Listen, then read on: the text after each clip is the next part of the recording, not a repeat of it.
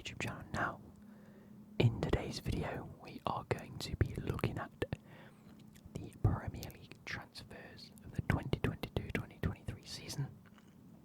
It has just been the summer transfer window. It actually closed 10 days ago for me. Sorry, this is a little bit late. I've had other things I want to be getting on with in the meantime. So I haven't really had a chance to do this. So I've spent this weekend creating this presentation for you guys, because we like to do it in a presentation. I haven't printed it off this time, I'm afraid. We're literally just going to be looking through them. And yeah, hopefully you guys do enjoy this. And it's nice and relaxing for you guys, because that's what I want. That's what I want it to be. Yeah, I sat this weekend and just chilled out a bit. I created a few TikToks. I recorded a different kind of video. I think you saw that on Monday. This is going out Wednesday, and then we've got the 1 week Road to Glory going out Friday. Just in time for FIFA 23 to come out in a couple of weeks' time. So, with that being said, let's get into it. Make sure you click the like button, make sure you subscribe. I know there's quite a few of you that keep returning to the channel that aren't yet subscribed, so please just click that subscribe button. It helps out absolutely massively, it really does. And again, like the video, comment down below. If I have missed anything, I do apologise, and actually I'm going to whack my glasses on. I've also got a big glass of blackcurrant. This is going to be set into 4 parts. Is it going to be 4 parts? I had initially set it out to be 4 parts, but it might only end up being 2. So just ignore some of it. Anyway, here we go. Let me click on it. Oh shit. No, I need to go over here first. PC. No, green screen. There we go. I am down here. That is probably the perfect place for me. Let's make myself a little bit smaller. So, to begin with, we have Arsenal FC. Coming into the club was Gabriel Jesus for £45 million. Marquinhos, the winger, for £3.15 million. Fabio Vieira for £43 million. And Alexander Zinchenko from Man City, following Gabriel Jesus, for £32 million. So we're talking a good £125 million spent.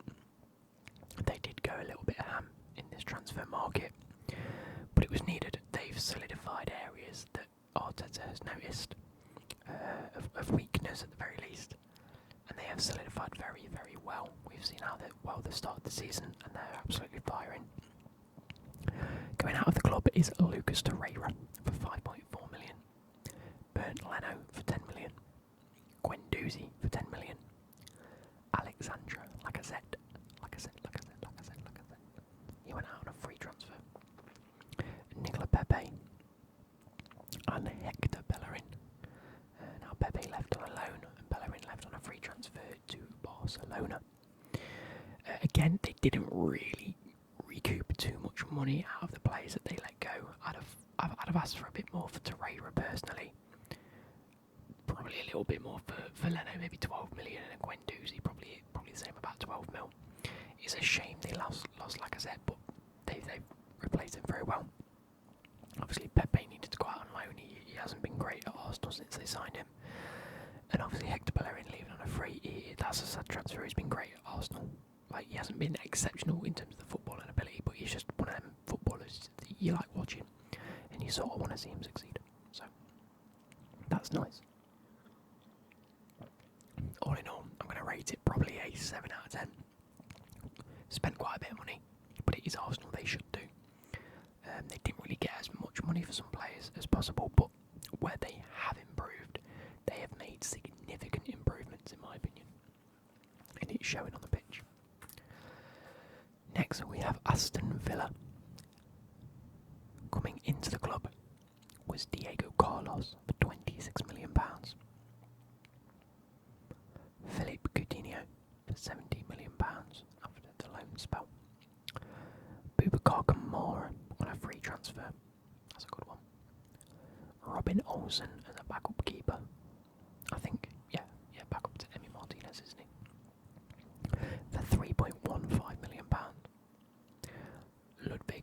Augustinson on a loan. Leander Dendonka for £13 million. And Jan Bednarek on loan. That last one's a bit strange for me. I'm not sure why they definitely needed him, but yeah, I mean it's got depth, isn't it? So all in all, spending what 33, about £60 million. I mean, this isn't all of the transfers. This is just the main ones that I picked up on. So around about £60 million for 1, 2, 3, 4, 5, 6, 7 players there. I think that's really good business in my opinion. I think it's really, really good business. And when you think of who they've let go, they've definitely improved. I mean, Coutinho's an improvement. Diego Carlos is a damn right improvement. Olsen as a backup's great. Boubacar Kamara he's got great potential. You know, you've seen from FIFA and Football Manager. You know, he's got ability. On a free transfer, that's good. Dendonka, if he doesn't even start, he's just great depth. Again with Augustinson, great depth there. Oh yeah, I'm assuming he might actually be playing because they did lose Matt Target, which we'll talk about in a second. But 60 million for 7 players in this day and age is really good going. And all of them, at least somewhat quality options to use, if not the best in the world. Like, none of them really are. Diego Carlos, Coutinho, Boubacar Kamara are all solid options. The other 4, ridiculously good depth. So, yeah, nice. Out of the club was Connie Chukwuemeka for £20 million. Matt Target for £15 million. El Ghazi for £2.25 million. Wesley is left on loan. And Trezeguet for £3.6 million.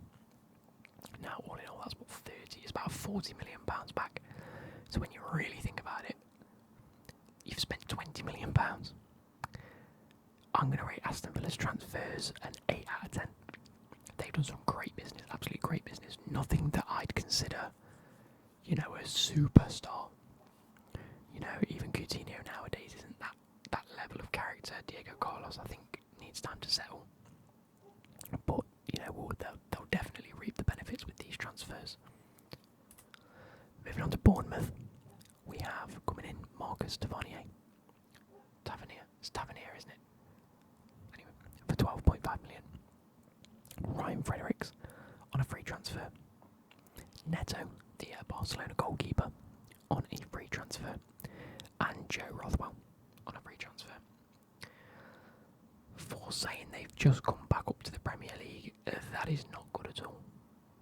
It's not. You've signed basically a championship player in Tavernier, potentially Premier League quality, but you know, it comes from Middlesbrough.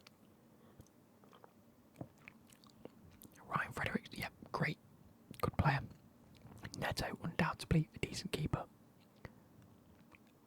You need to improve on that team, Bournemouth, and they haven't. I'm going to give theirs a 2 out of 10 straight off the bat because they didn't even let anyone leave. Like, no one's left the club. You've got Robbie Brady, who's gone out on loan, and Gavin Kilkenny, who's gone out on a free transfer. Their transfer business, in my opinion, was horrendous. 2 out of 10. Really, really, really bad. You haven't strengthened at all from the Championship, and you need to. You need to. They've even lost Scott Parker. I didn't add him on. But, yeah, Scotty Parker leaving, that's not fair.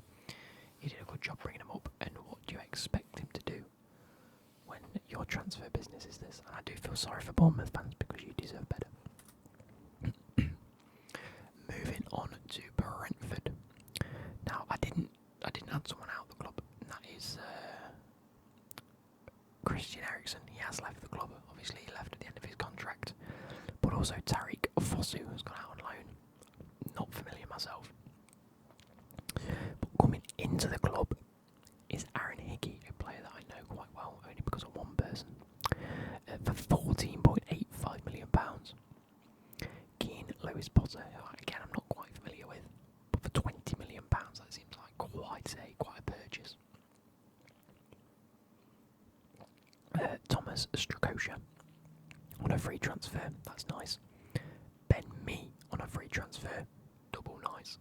And Mikael Damsgaard for £16.7 million.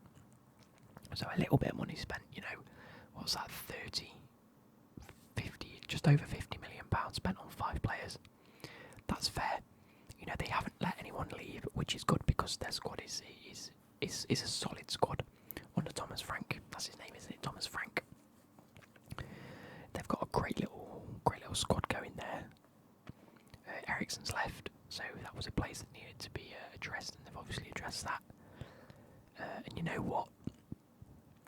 All 5 of these, by the looks of things, obviously I'm not up to date on Keane Lewis Potter myself, but I can assume he's going to be playing in the first team. All of them are solid options. Solid options to play. Aaron Hickey at left back's great. Strakosha in goal, great. Ben Mee, we all know he's a great defender. Mikhail Damsgaard is a good footballer. So again, all quality options. I'm going to rate it a 6 out of 10, just because it's in that middle line, isn't it? They only spent about £50 million, which is fair enough. They've solidified well, but there were so many people available this transfer window that it could have been better. So 6 out of 10 is better than middle ground, but yeah, 6 out of 10. Moving on to Brighton. Now, where do we start with Brighton? Coming in is Levi Colwill on loan. Julio Enciso. Julio Enciso for £9.5 million. Pervy Estupinan for £15 million. And Billy Gilmore for £10 million. So what's that? 25, 34, 35 million pounds spent on 4 players, which again, pretty good business. I think in the Premier League, if you're looking at solid options, you need to be thinking between 10 and 15 million pounds a player-ish. Anything less, you've got a bargain. Anything more, they've got to be a good option, you know. But what's really surprised me about Brighton this season is who they've let go. And I think as good as Brighton have been, and they have been great under Graham Potter, I think we are going to see them struggle now. They've let go of Mark Cucurella, albeit for £60 million. That's plenty of money. I think they could have reinvested that better. Yves Bissouma for £35 million. That literally covers all 4 of these transfers that have come in straight away. And the rest is free money at the end of the day. So they've definitely made a big profit this summer. Leo Ostigard for £10 million. Neil Morbey for 10.6. And Florian Andon has left on a free transfer. I thought they'd do okay. You know, it wouldn't be great, but it wouldn't be bad. You know, they've lost some really key players in Cucurella, Bissouma. Their transfers have usually been great. You know, they bring in players that are set to fit a system, but they've now lost that system, and they've lost some key staff members. So it's going to be tough for Brighton now this summer. I think with a new manager coming in, depending on who they go for, it'd have been better for him to have had options. Obviously, I know it's well out of Brighton's control. Hindsight is 20/20, you know, but I would have liked to have seen more options brought in, especially with the money that they gained through the likes of the Cucurella deal. So I'm going to give it a 4 out of 10. I do think they've strengthened well. Defensively, I think between the defensive capabilities of Billy Gilmore and Levi Colwill being a centre-back will be great. Attacking-wise, Estupinan, great. I'm not entirely sure who Julio Enciso is, so I can't really comment, but I think they could have done a lot more in terms of going forward. Ignore part 2. We're going to keep this as the same part because we're only 15 minutes in. Chelsea. Whoa, Chelsea. Here we go. So plenty to talk about with Chelsea. Coming into the club was Mark Cucurella for £60 million. Raheem Sterling for £47.5 million. Kalidou Koulibaly for £33 million. Carney Chukwuemeka for £20 million. Wesley Fofana for £75 million. Pierre-Emerick Aubameyang for £10.3 million. Dennis Zakaria on loan. And of course, we paid about 16 to 25 million pound, depending on whether you want to take in his extended staff wages and things like that. For Graham Potter, big up the Graham Potter crew. Yes, I'm actually a big fan of Graham Potter. Can't say a bad word against him. I think he's been one of the best managers in the Premier League. Outside of, not even outside of the top 6. I just think what he's been doing at Brighton has been incredible. But we have spent a lot of money for the man that has left, Thomas Tuchel, for £7 million. We paid him £7 million to leave. I don't know what more I can say about this, but it was a travesty. How we've let him go is unreal. But the proof will be in the pudding, depending on how Graham Potter starts. I wouldn't be surprised if we get Tuchel back in a year's time if Graham Potter really flops it, genuinely. Anyway, leaving the club was Emerson Palmieri. Goodbye, see you later. He was never the best left back. Timo Werner, probably the only one that's left the club in my... There's one or two that have left the club that I'm genuinely upset at, and Timo Werner is definitely one of them. For all of his shortcomings and missed touches and offsides, there's a player in there. There really is a player in there. And it's so sad to see, because he tried. Not once did he complain. He tried everything. He got unlucky on many occasions. And I just would have liked to have seen it work out for him. But I genuinely wish him all the best. Andreas Christensen, you can get a fuck lad. He's left on a free transfer, good riddance. Romelu Lukaku's gone out on loan, and I hope he doesn't come back. Antonio Rudiger's left on a free transfer. He was a good player, but you can get fucked as well.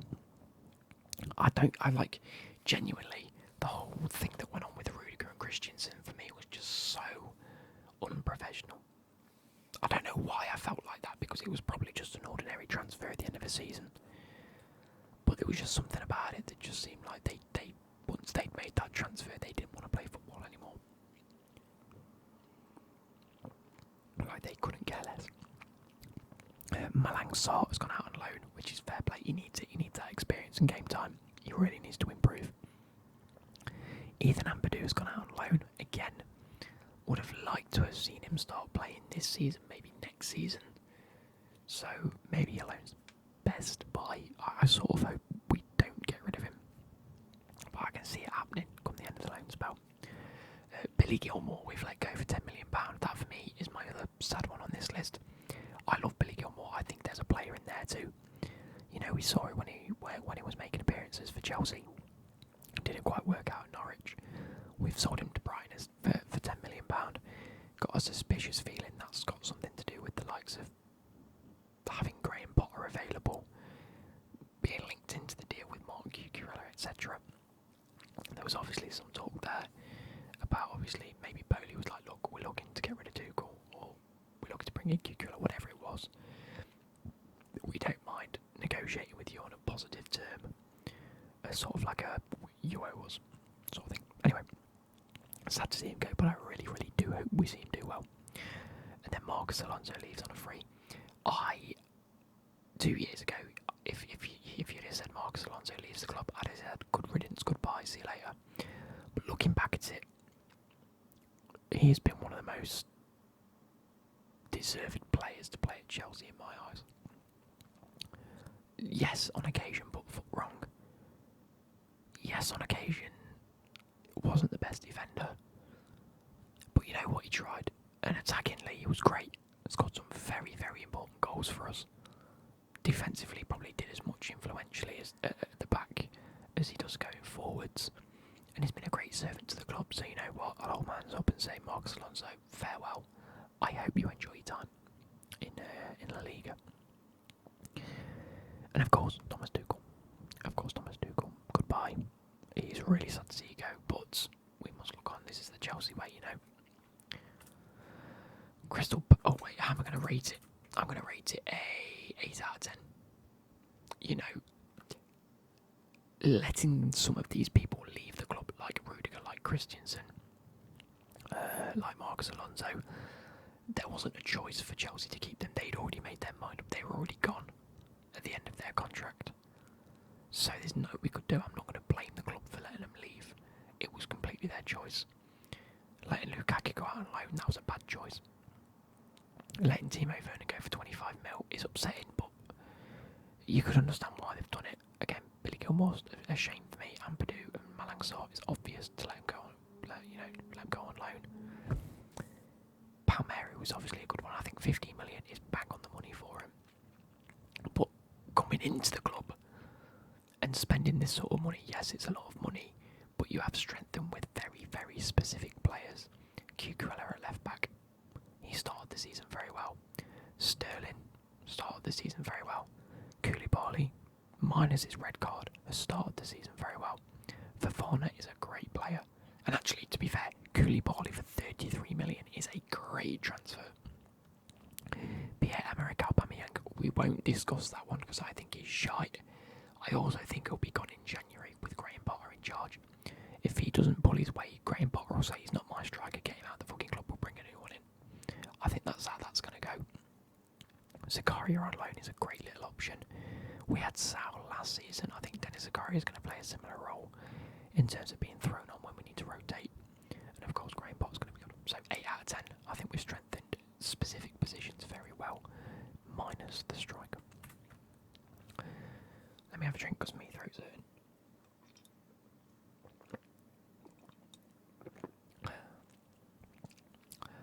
Crystal Palace. Okay. Chris Richards for £10.8 million has come in. Sam Johnston on a free transfer. And Czech Decore for £21 million. That's not enough. Crystal Palace, that's not enough. You know, you've had a great season under... Is it Vieira? It's Vieira, isn't it? Yeah, he had a great season. Good run in the FA Cup. But that is not strengthening the team well enough, in my opinion. £32 million on 3 players, one of which was a free transfer. Sam Johnston, that's a great option, by the way. That's a very good option in goal. And Czech Decore, I've got no problems with. I think he'll be great. Chris Richards. Hey, you really needed to strengthen better than that. You haven't actually let many people leave either. I did notice that. Christian Benteke's been released and Martin Kelly's gone on a free transfer. Right, so you've basically got the same squad as last season. You've strengthened 3 areas. No, it's not enough. You need a depth. That's what you need now. You need to push on. Maybe we'll see more in January. I'm not too sure. But for me, this is going to be a 3 out of 10. It's going to be a 3 out of 10 because you've let relatively influential players of the club leave. You know, Benteke's been there a while. Martin Kelly's obviously been there a while.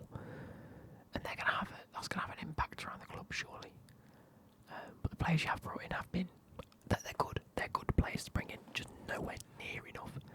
So why it's not a 1 or a 2 out of 10, I think I'm going to give it a 3 out of 10 just because it has been subpar. If you're a Crystal Palace fan, do let me know if you think it's been any better, if you'd rate it any better, depending on... Obviously, I'm looking at this from outside the club perspective. If you're looking at it from an inside the club perspective, if you're a fan, do let me know your thoughts on how you actually view these transfers. For you, you might be thinking, we've only spent £32 million, we're saving a lot of money, it's a good thing. We've strengthened well with the 3 players we've got. I don't know. But in my opinion, not great. Next, we have Everton. And apparently, kids are screaming outside. So Everton, I didn't think Everton did this much until I went and looked through, and oh my god. Lampard, with his first transfer window at the club, like first proper transfer window, has decided these are the players that I don't want, they're not influential. I know he got Dele Alli, it's not his first transfer window, is it? Because he was the one to bring Dele Alli in. Admittedly, got something wrong with that. And I think even he'll admit that that just went downhill and sour. Because we all know how bad Dele Alli's been. But we'll get to that in a minute. But anyway, second transfer window and he's gone, right, these are the players that I've identified a problem with. Or we could look to get these are some players that I want. Okay, Amadou Onana for 33.5 mil. I think that's a solid signing. I think he's going to be very good. Connor Cody on loan. That is a great little bit of business in my opinion. Connor Cody, a really, really solid centre back. A great centre back in my eyes. I think he goes to the World Cup if he can start putting in some incredible performances in the next couple of weeks for Everton.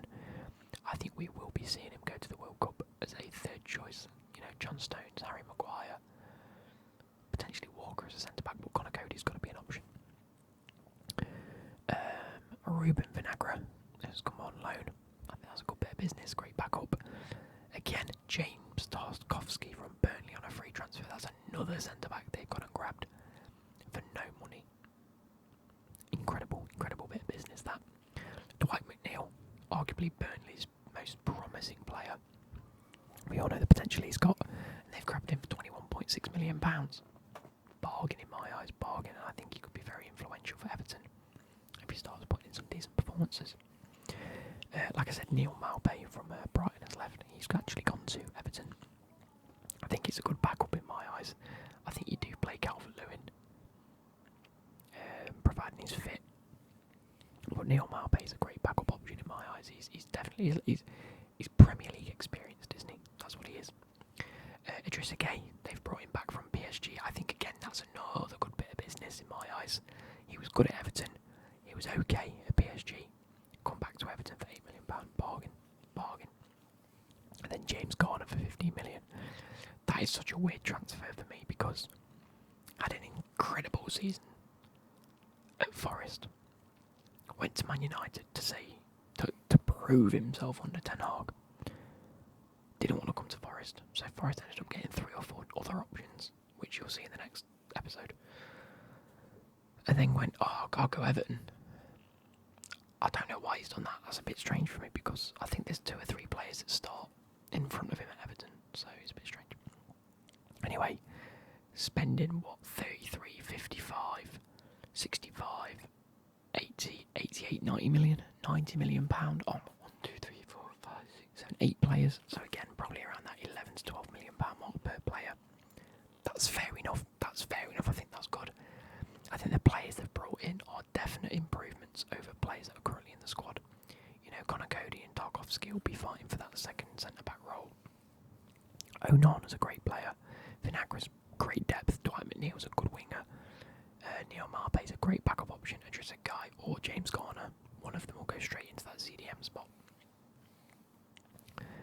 Out of the club is Richarlison for 60 million. So you've recouped 2/3 of that transfer already. And I think allowing Richarlison to leave was the best option for Everton. I think he was never going to fulfil his potential at Everton. We've seen him now that he's at Spurs that he can definitely do some good. And like I say, it's a big money move, and that's brought in a lot of money for Everton. But anyway, John Joe Kenny's left on a free. Senka Tossen has left on a free. Fabian Delph has been released. Dele Alli has left on loan. Good riddance. I think he's been poor for a number of seasons now. They should have never have bought him to Everton. Jean-Philippe Gabin, he's gone out on loan. And Andre Gomez has gone out on loan. So allowing key players to leave and some clubs to pay at least partial parts of their wages is probably a good thing. Lower that wage budget. All in all, I'm going to give it a 6.5 to 7 out of 10. I think they've done good bits of business. Like I say, each one of them players coming in, I think will have a role to play under Lampard in my eyes. I think he knows exactly what he wants to do with them, whether they're a first team player or a bench player or an impact sub, something like that. But going out of the club, I think they could have done a bit better. I think with the likes of St. Tossen and John Joe Kenny leaving on a free, I think you just offer them out before the season ends. And I think you try and get at least a couple of million for them each. Jean-Philippe Gabin, again, Andre Gomez and Dele Alli on loan. Personally, I would have looked to have shipped them out on permanent transfers. I think still paying parts of their wages is a bad thing in my eyes, and I think they could have done a bit better there. But the Richarlison deal is great, so I'm going going to give it a 7 out of 10 just because I think they've got a decent amount of money for Richarlison. Moving on to Fulham. Again, another team that I didn't think had much of a transfer window, but when researching it, they did. And my God, this for me, if I remember who I wrote down, I'm going to give this a 9.5 out of 10. And that might seem a lot given it's Fulham, but here's my thoughts. So Fulham, they are not competing to be top of the table at all by any stretch. They are competing not to go back down. Now the first time they came up, they spent a fuck ton of money and went straight back down. They've bounced straight back up again, which is what Forest I think are doing. They're spending a lot of money so that when they go down they can release a load of players or sell a load of players, recoup a lot of money back, then bounce back up again knowing who works and who doesn't. That's a whole nother video if you want my opinions on that. But Fulham's in that second stage, they've rebounced up. They now know what works and they've identified positions that they need to improve upon in order to stay in the Premier League. So what have they done? They've brought in Shane Duffy on loan. They've got Bernd Leno for £8 million, a bargain if you ask me. They've signed João Palhinha for £20 million. They've signed Andreas Pereira for £10 million. Great bit of business for me. I think he was looking good at stages at Man United. There were a few games where I think I saw plenty of Man United fans on Twitter going, you know what, he actually looks like he can ball. So I think that's going to be a great transfer. Kevin and Babu, who we all know from FIFA, don't act there. Don't just comment saying you only get your ball knowledge from FIFA, because I know that when I mention Kevin and Babu, you guys have this opinion of him that he's great. So that's how I'm holding him because of FIFA. £6.5 million. I think that's an absolute bargain. Issa Diop, £15 million from West Ham, Premier League proven, could be great. Willian on a free transfer. I'm quite unsure about this, just because I don't know what he's going to be like. He spent a year in the Brazilian league. Is he really going to hit the ground running? He got lazy at Arsenal. He was always lazy at Chelsea. So how's he going to fit in at Fulham? I'm not sure. But then again, the pressure's not on him to be the best in the world or to try and perfect every game.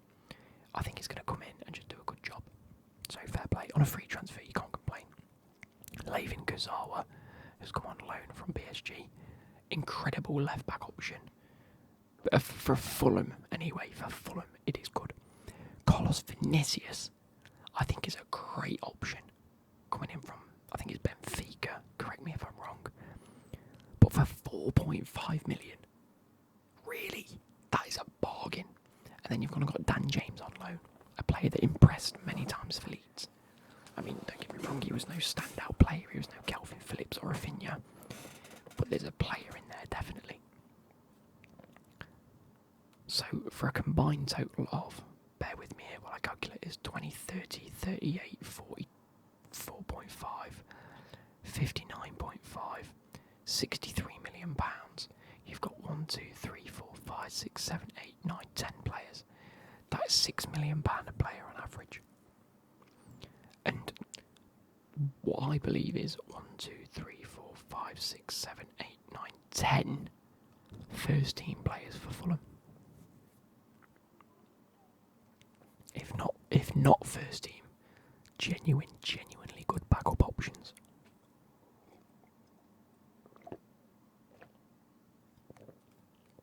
Fulham, you cannot complain at that transfer window. Who have you let leave? Okay, let's have a look at this. Fabio Carvalho for 5.3 million. He's gone to Liverpool. I think that's very, very cheap for the player you've let go, in my opinion. But if that was a fee agreed, or I've got a feeling there was something specific in that fee, but I could be wrong. Sambo Anguissa, who we've just seen absolutely destroy Liverpool. Again, I think the fee that you've let him go for is a little bit low. 13.5. I'd have asked for 18 minimum. Jean-Michael Seri is left on a free, and Terence Congolo's gone out on loan. Both of them I'm completely impartial to. You've let two key players go for a combined total of 18 million, almost 19 million, which isn't the best. I think you could have got a bit more money, so I'm deducting half a point there. But the players you've brought in are proven, experienced players in the world of football, whether it's Premier League or not. They've all proven why they are capable of playing at such a high level. Not necessarily these. He's young and he's got potential. Because we've seen it and it hasn't always worked out.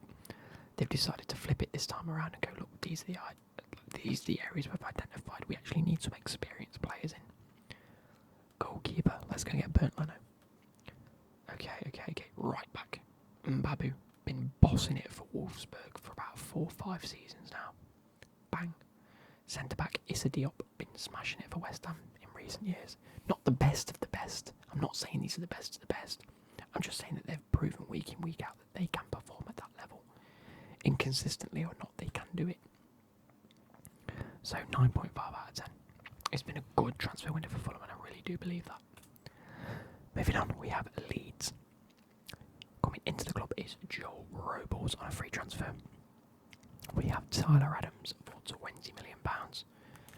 We have Brendan Aronson for £24.7 million. Rasmus Christensen for £10 million. Mark Roca for £10 million. And Luis Sinisterra for 25.4. They're okay. Joel Robles on a free, fair enough, he's going to be a backup. Tyler Adams and Aronson and Roca, 3 centre midfielders that in my eyes can work very well together, really, if you really want to transfer on that centre midfielder, like that centre midfield area. As we saw, Brendan Aronson might genuinely be the best transfer of the whole window if he keeps up that performance that he had against Chelsea. He was unstoppable. He was ridiculous. He was just running and running and running and running and running. It felt like a Black Eyed Peas intro. It was unreal. Rasmus Christensen, I hope he does well. Luis Sinisterra, I'm hoping he hits the ground running. I'd like to see him perform well in the Premier League personally.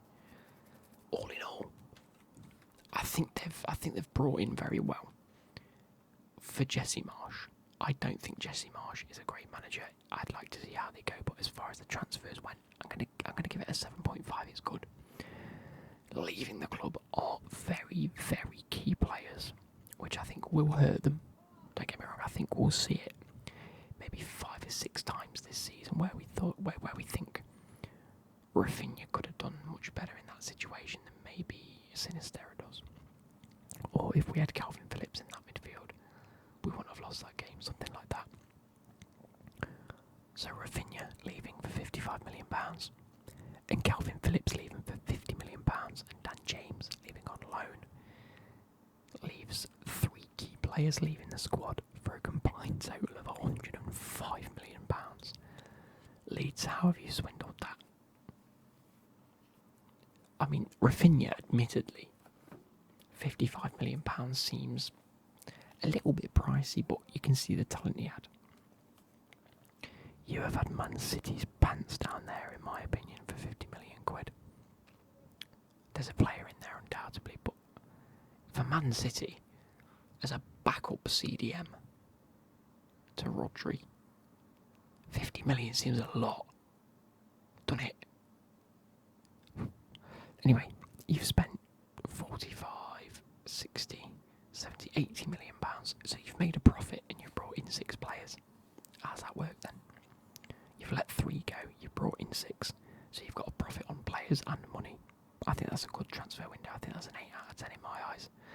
And like I say, if Aronson does genuinely perform like that week in, week out, you're not going to have missed Calvin Phillips in the slightest. I'm just hoping Mark Roca and Tyler Adams, between them, can do the defensive capabilities that Calvin Phillips held.